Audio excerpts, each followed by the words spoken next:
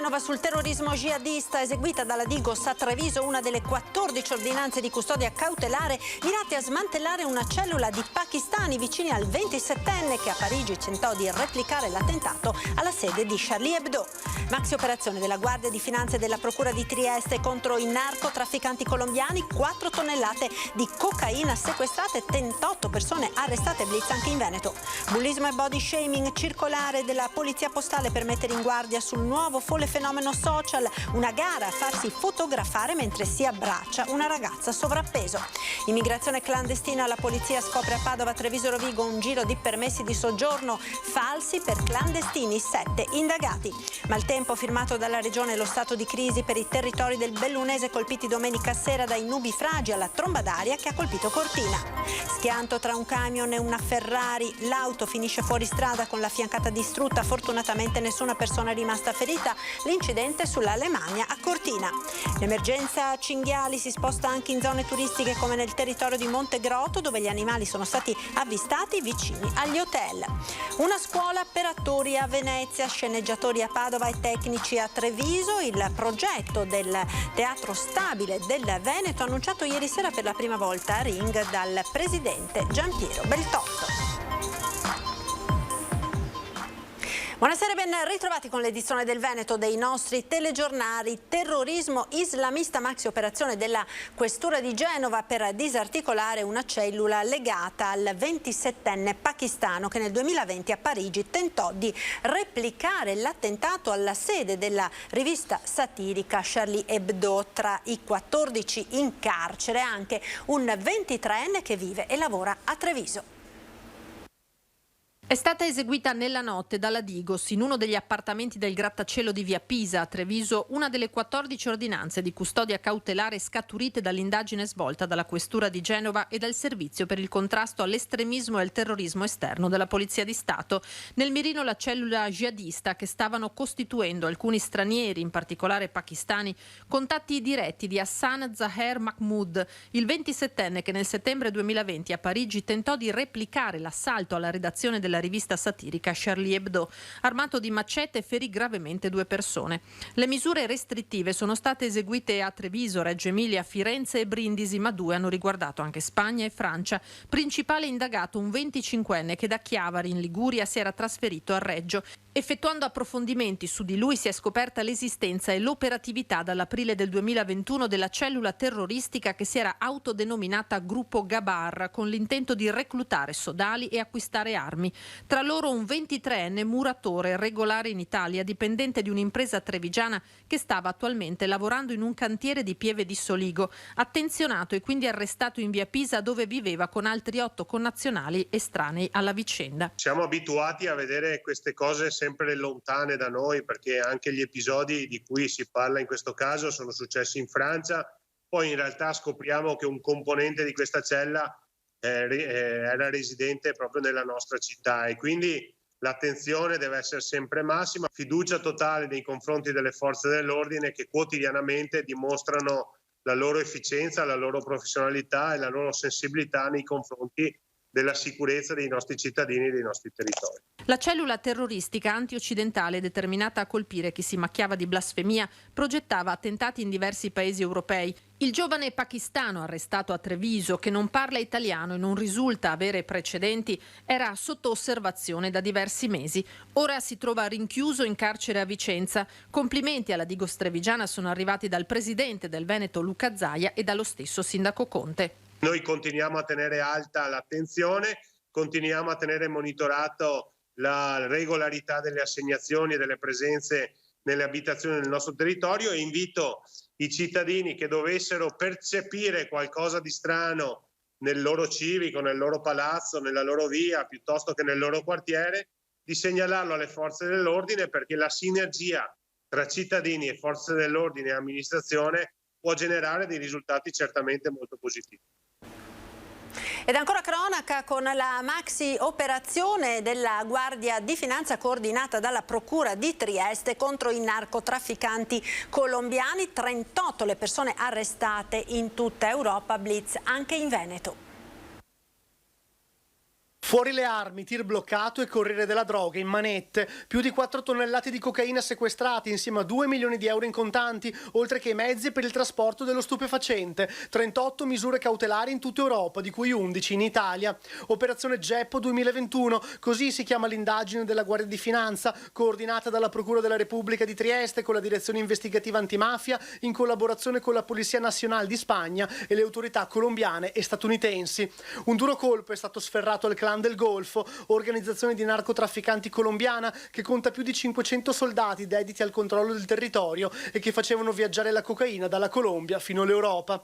La prima base di scalo a livello logistico era Madrid, poi la droga arrivava in tutte le altre piazze del vecchio continente. Gli investigatori, grazie a 3 agenti infiltrati all'interno del cartello della droga, sono riusciti a guadagnarsi la fiducia dei boss per poi arrivare all'arresto di 38 persone. Parlare di 4 tonnellate e 300 kg di cocaina non è cosa che avviene abitualmente, ma l'importanza maggiore è nel fatto che siamo riusciti ad eseguire 19 consegne controllate, quindi trovando altrettanti corrieri e altrettanti broker disposti a trattare, e non è facile in questi casi. Normalmente anche grandi sequestri avvengono con l'arresto di 1 o 2 persone che sono i primi che si presentano, gli altri candidati acquirenti spariscono perché mangiano la foglia.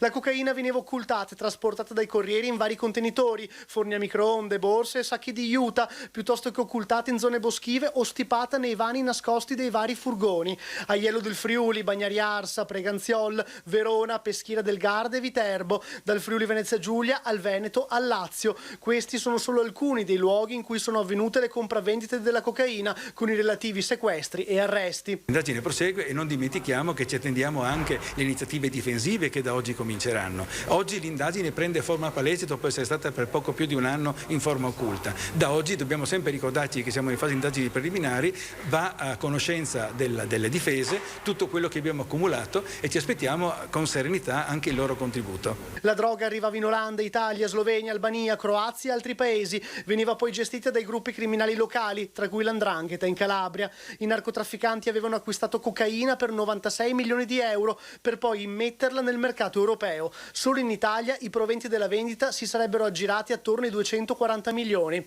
La droga, quando partiva dalla Colombia, era già formalmente sotto sequestro grazie al lavoro degli agenti infiltrati. Era già sequestrata, i venditori colombiani si fidavano della persona interposta che assicurava che l'avrebbe caricata sulla nave. La persona interposta aveva un furgone che è stato fornito sempre da noi, dall'organizzazione delle forze sane, diciamo così, e che invece l'ha fatta arrivare in Italia in tutt'altro modo. Anche nelle scuole del Veneto arriva la circolare del Dipartimento della Polizia Postale che invita a monitorare il fenomeno di una nuova sfida su TikTok: toccare o baciare una ragazza in sovrappeso. Sono evidenti gli elementi di bullismo e body shaming. La sfida dovrebbe iniziare il 21 giugno e i giovani che aderiranno posteranno sul social le foto di un bacio o di un abbraccio con una ragazza in sovrappeso. L'invito agli istituti è di monitorare la situazione. Docenti e presidi si metteranno all'opera con interventi mirati a sensibilizzare gli studenti per far capire quanto una cosa del genere possa essere dannosa per le loro coetanee. Sono 13 i divieti di accesso ai pubblici esercizi emessi dal questore di Treviso Vito Montaruli, che preoccupato si rivolge alle famiglie e alla scuola.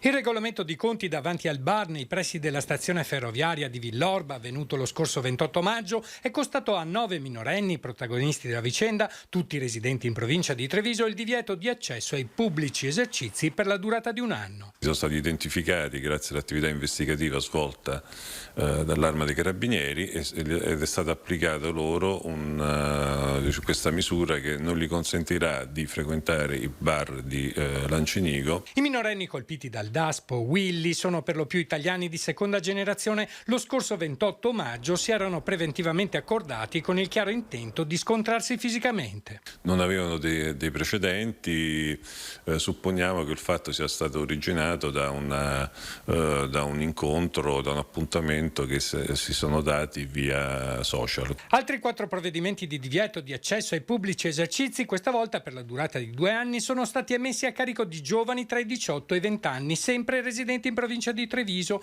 protagonisti di una rissa ad una festa organizzata la sera del 2 giugno all'interno di un agriturismo a Castelfranco Veneto. Da inizio anno sono già 37 i DASPO emessi per episodi di violenza verificatisi all'interno di locali pubblici della provincia di Treviso, un netto aumento rispetto ai 14 dei primi 6 mesi dell'anno scorso. I luoghi di aggregazione, i momenti di aggregazione sono cresciuti, per cui le occasioni di rischio aumentano. Devo dire però rispetto al passato, quindi in epoca pre-pandemia, non riscontravamo con tanta frequenza. L'appello del questore Vito Montaruli è rivolto alle famiglie e ad una appropriata educazione scolastica.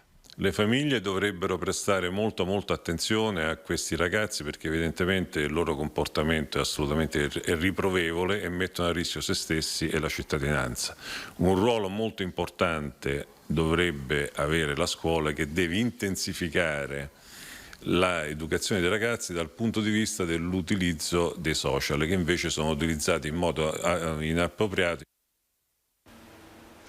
Serve una linea dura, lo pensa il senatore veneziano Ferrazzi, sulla questione delle baby gang, mentre il sindaco di Jesolo continua a chiedere forze in più. Sono questioni inaccettabili che afferiscono alla libertà e alla sicurezza delle persone, a partire dalle nostre figlie, dei nostri figli, e quindi su questo non si può transigere, bisogna avere la mano dura, bisogna intervenire con forza.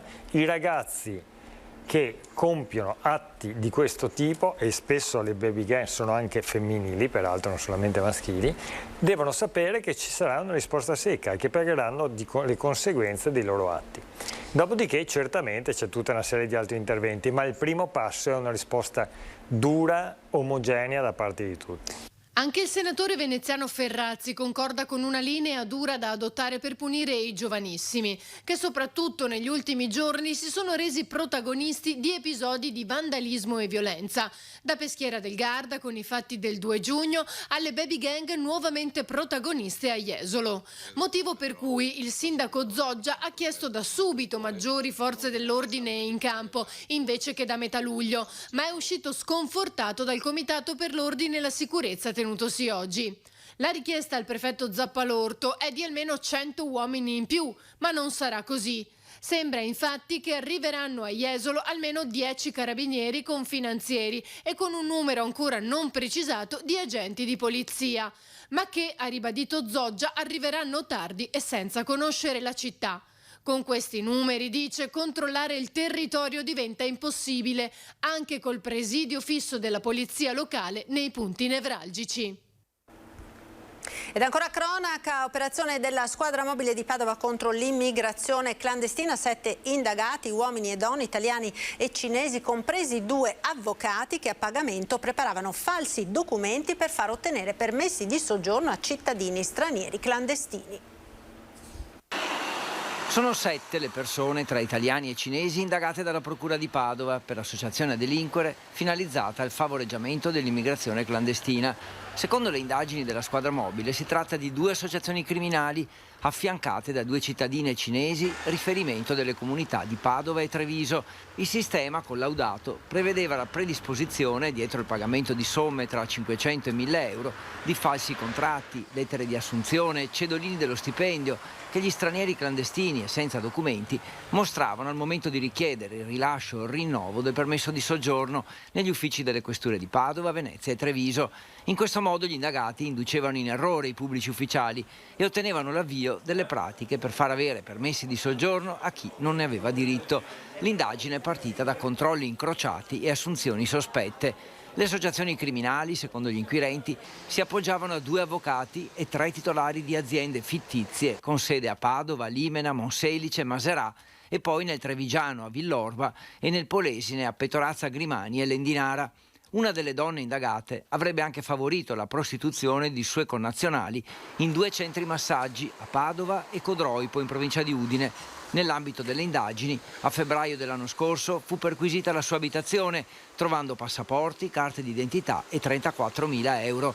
Inoltre gli indagati avrebbero anche favorito la permanenza illegale in Italia di alcune cittadine cinesi attraverso la celebrazione di falsi matrimoni. Maltempo, il presidente della regione ha dichiarato oggi con proprio decreto lo stato di crisi per i territori bellunesi colpiti dall'eccezionale fortunale di domenica scorsa che ha causato danni ingenti. Medesima attenzione sarà posta dal governo, ha comunicato in giornata il ministro D'Incà, che porterà le istanze bellunesi nella prossima riunione del Consiglio dei Ministri a Palazzo Chigi.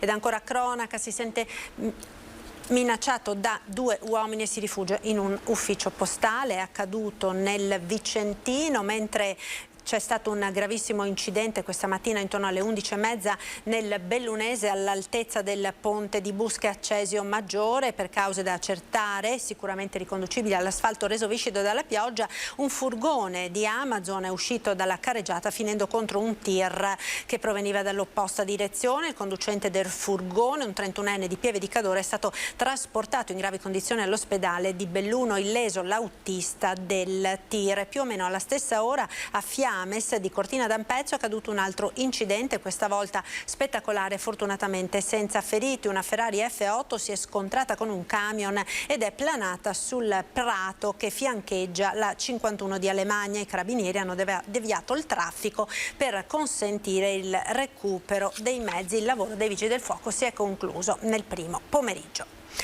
Vaiolo delle scimmie, il primo caso a Padova riguarda un giovane medico specializzando, nessuna criticità per lui, comunica l'azienda ospedaliera dove è ricoverato in questo momento. L'esperto, in caso di dubbio, consultare il medico. Decorso senza particolari criticità per il giovane medico specializzando ricoverato nel reparto di malattie infettive dell'azienda ospedale Università di Padova dopo essere stato colpito dal vaiolo delle scimmie. Il giovane aveva presentato i primi sintomi dopo il rientro dalla Spagna, ma i medici del team specializzato nella gestione di malattie trasmissibili ritengono estremamente bassa la possibilità di una diffusione della malattia tra la popolazione. Dobbiamo restare allertati, abbiamo tutti gli organi preposti appunto in allerta e stanno tenendo sotto controllo l'evoluzione. L'unico avvertimento è a fronte di un dubbio meglio andare a contattare un medico. I sintomi nelle fasi iniziali dell'infezione sono molto comuni: febbre, mal di testa alla schiena, dolori muscolari, spossatezza, gonfiore linfonodi. L'eruzione cutanea compare circa 3 giorni dopo il contagio. La malattia dopo 3 settimane regredisce. 2 i casi in Veneto, a questo di Padova se ne aggiunge uno seguito a Verona, una ventina in Italia. I pochi casi riscontrati finora in ambito nazionale sono da leggersi quindi come fenomeni isolati. Prosegue l'azienda ospedale Università di Padova. Al lavoro anche l'ufficio di prevenzione dell'ULSS 6 che ha già provveduto al tracciamento dei contatti di lavoro e familiari avuti dal giovane, che ora dovranno osservare un periodo di quarantena. L'emergenza cinghiali si sposta anche in zone turistiche come nel territorio di Montegrotto Terme, dove gli animali sono stati avvistati addirittura vicini agli hotel. Siamo stati informati come amministrazione comunale dai proprietari di Monte Castello che tantissimi cinghiali sono presenti nell'area del monte, si sono spinti fino in prossimità dell'abitazione e quindi sono a un passo da Piazza Roma e da alcune piscine di alberghi termali. Un'emergenza infinita che dai campi coltivati dei Colli Euganei sta facendo registrare segnali più che preoccupanti anche a ridosso della zona turistica di Montegrotto Terme. È preoccupato il sindaco Riccardo Mortandello che i cinghiali rischia di vederseli arrivare anche nel cuore della città, a ridosso del municipio. Sappiamo benissimo che l'ente parco sta facendo di tutto, che i teleselettori, che sono tutti volontari, stanno mettendo cuore e anima con gli strumenti che la regione dà loro a disposizione, ma ciò non basta. È un problema ciclico questo dei cinghiali, è un problema che si ripete nella stessa misura da anni. Quindi mi appello alla Regione perché finanzi abbattimenti, trovi risorse per cercare di gestire questo fenomeno dei cinghiali. Io spero che i cinghiali non arrivino in piazza. Noi come amministrazioni comunali abbiamo le mani legate su questo fenomeno, di conseguenza mi appello agli enti sovraordinati perché si mettano una mano sul cuore e soprattutto una mano sul portafoglio per cercare di gestire il fenomeno, specialmente in una zona turistica. Minaccia al turismo, minaccia anche per la salute la presenza di animali come i cinghiali. Abbiamo anche un tema prettamente sanitario, c'è la peste suina. Sappiamo che se si trova un capo infetto nel raggio di 6 km devono essere abbattuti anche i suini di allevamento. La cultura, ora ieri sera a Ring Gianpietro Beltotto, presidente del Teatro Stabile del Veneto, ha annunciato per la prima volta un progetto ambizioso che coinvolgerà i 3 centri principali del Veneto. Primo, una scuola di attori e registi a Venezia. Secondo, una scuola e un corso importante di sceneggiatura per i teatri, di drammaturgia a Padova. Terzo, una scuola per l'artigianato del teatro a Treviso. Il progetto è ambizioso e unico in Italia. Non solo il teatro che si mette in scena, ma anche il teatro come fucina di nuovi talenti. L'asso, in anteprima Ring, viene calato dal presidente Beltotto a pochi giorni dall'annuncio ufficiale del ritorno del Teatro Stabile del Veneto in Serie A, nella ristretta cerchia dei teatri nazionali. Mettere insieme, in fila queste cose, in modo tale che il teatro ritorni a essere un luogo vivo, un'impresa viva. Una tripla scuola, un triplo corso per mantenere viva la cultura teatrale. Attori a Venezia, sceneggiatori a Padova, tecnici artigiani a Treviso. Artigianato vuol dire anche la tecnologia. Certo. Cioè dobbiamo arrivare a un uomo solo che governi il palcoscenico. La tempistica autunno. Il progetto è già in opera. Prestigiosi insegnanti pronti a formare nuove generazioni. Con la Regione del Veneto è già partita, noi abbiamo un rapporto con l'assessore Donazan straordinario. È il tempo di mettere giù un po' di sane fondamenta, io penso ottobre-novembre dovremo annunciare. Parlavo con Irene Bruck, che è una donna di teatro importante, internazionale, che verrà certamente a dispensarci il proprio sapere. Nel frattempo sta per essere annunciata l'attesa stagione 2022-2023. Un teatro stabile pieno di entusiasmo, idee, novità e tradizione. Essere ritornati in Serie A aiuta, ma, sottolinea Beltotto, servono risorse. Quando mi è stato detto dobbiamo tornare a essere teatro nazionale, io ho cercato di dissuadere un po' tutti. Ho detto guardate, se noi diventiamo teatro nazionale, cosa che non è impossibile, ma non perché non ci sono io, ma perché c'è una squadra straordinaria, quindi è possibile che ce la facciamo, poi ci iscriviamo a un club ristretto. Per iscriverci è un nulla e poi però bisogna rimanerci. Per giocare in Serie A ci vogliono i soldi, dobbiamo fare un po' come quelle squadre di provincia che sono state brave, hanno investito bene, hanno investito nei campioni veri, ma soprattutto in una società sana.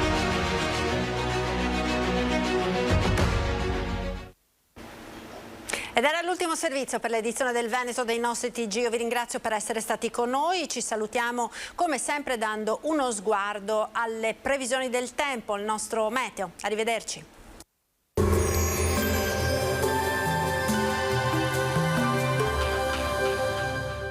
Autodemolizioni Signor, a Villorba dal 1969 al vostro servizio. Rottamazione auto, vendita ricambi nuovi e usati, vendita autovetture sinistrate o usate. Benvenuti al meteo. Anticiclone ancora debole, bel tempo in giornata, instabilità poi che culminerà in serata. Vediamo il dettaglio di mercoledì 8 giugno. Sul Veneto sarà asciutto e stabile, con tanto sole e con cielo sereno o al massimo poco nuvoloso. Verso sera e soprattutto nella notte tra mercoledì e giovedì più nubi con piogge anche piuttosto diffuse. Temperature in lievissimo calo, minime tra 15 e 18 gradi, massime comprese invece tra i 26 e i 30 gradi. Ci spostiamo ora sul Friuli Venezia Giulia, anche in questo caso avremo un ampio soleggiamento, qualche addensamento in corrispondenza dei rilievi, temporali poi in nottata. Temperature minime tra 16 e 20 gradi, massime sui 27-29 gradi. Infine diamo uno sguardo alla situazione del Trentino Alto Adige, anche qui prevalenza di sole ovunque, più nuvoloso con il passare delle ore con qualche rovescio. Temperature minime intorno ai 15 gradi, massime infine sui 27 all'incirca. Dal meteo di Antena 3 per ora è tutto, arrivederci al prossimo aggiornamento.